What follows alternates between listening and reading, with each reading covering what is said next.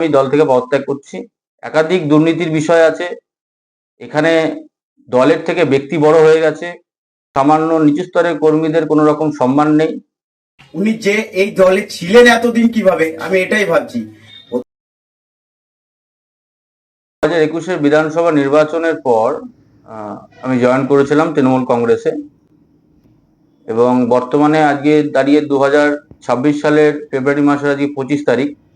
আজকে আমি সকালবেলায় আমাদের জেলা সভাপতি যুব তৃণমূল কংগ্রেসের রাজবাড়ী হালদার এবং স্বপন দেবনাথ মহাশয়কে আমি হোয়াটসঅ্যাপের মাধ্যমে আমার পদত্যাগপত্র পাঠিয়েছি, এবং মিডিয়া বন্ধুরা খবর পেয়েছে, তাদেরকে আমি জানাচ্ছি।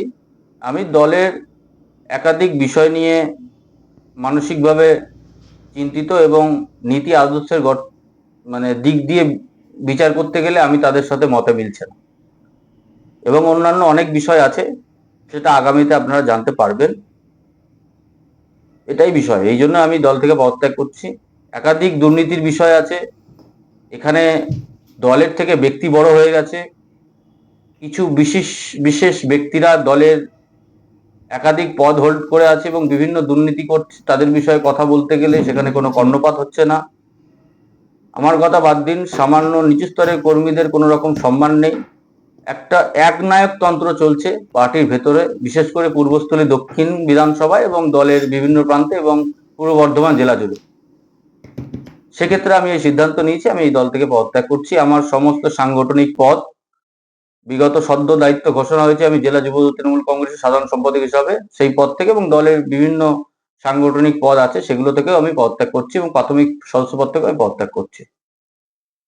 বর্ধমান জেলার যুব তৃণমূল কংগ্রেসের সাধারণ সম্পাদক সুরজিৎ কর্মকার পদত্যাগ করেছে, দল ছাড়ছে।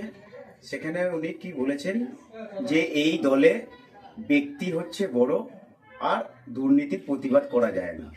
প্রথম কথা, উনি যে এই দলে ছিলেন এতদিন কিভাবে, আমি এটাই ভাবছি। প্রথম, উনি যেটা দল মনে করছেন সেটা আসলে দল নয়, সেটা একটা কোম্পানি। আর কোম্পানির ওনার একজন, সেটা সবাই জানে যে সেই কোম্পানিতে গেছে। আর সেই কোম্পানিতে গেলে স্বাভাবিকভাবেই সেখানে তার কথা শুনেই চলতে হবে, বাকিরা সব কর্মচারী। আর দুর্নীতি মানে তৃণমূল, তৃণমূল মানে দুর্নীতি, এটা তো বলার অপেক্ষা রাখে না। তবে দেখুন, আগামী দিনে এই শুরু হয়েছে, আস্তে আস্তে তৃণমূল ফাঁকা হয়ে যাবে। যারা তৃণমূলের মধ্যে সৎ দু একজন ব্যক্তি, যদিও তৃণমূলের সৎ ব্যক্তি পাওয়া খুব কঠিন ব্যাপার, তবুও যারা দু একজন সৎ ব্যক্তি আছে যারা প্রতিবাদ করতে চায়, তারা আর ওই দলে থাকতে পারবে না। এটা সবে শুরু হয়েছে, ভোট ঘোষণার পর দেখবেন দলটা আস্তে আস্তে ফাঁকা হয়ে গেছে।